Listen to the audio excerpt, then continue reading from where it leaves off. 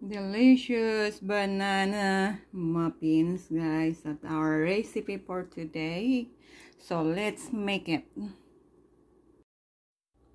In this video, guys, we will make a banana muffins. So here is our ingredients for today. I have 5 bananas, 4 cups of flour, 3/4 cups of raisin, 3 eggs. I will put 1 teaspoon of vanilla, 1 1/2 cup milk, 1 1/2 cup sugar. So what we're going to do now is we will mash this banana. Before anything else, we have 3 eggs.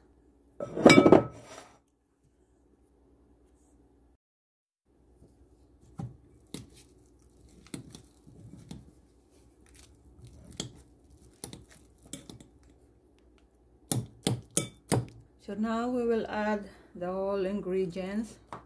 We have 3 eggs, 1 teaspoon salt, cinnamon, 1 teaspoon of baking soda, 3/4 cups of raisin, 1 3/4 cups sugar, and our butter.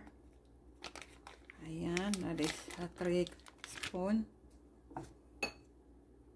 1 teaspoon vanilla, 1 1/2 cup milk,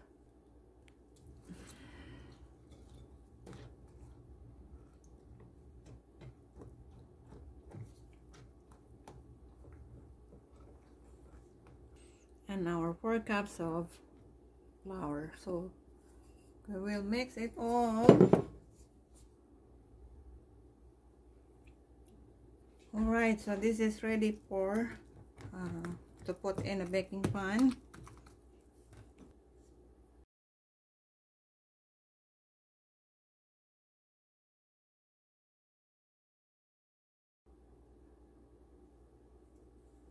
So yan, naka-preheat na rin yung ating oven ng 350 degrees. So i-oven na natin siya, guys. So that will be 30 minutes to be cooked. Ayan, guys, after that is 15 minutes, so wala pa siya. Hindi pa luto. Ayan, guys. After 30 minutes, luto na siya.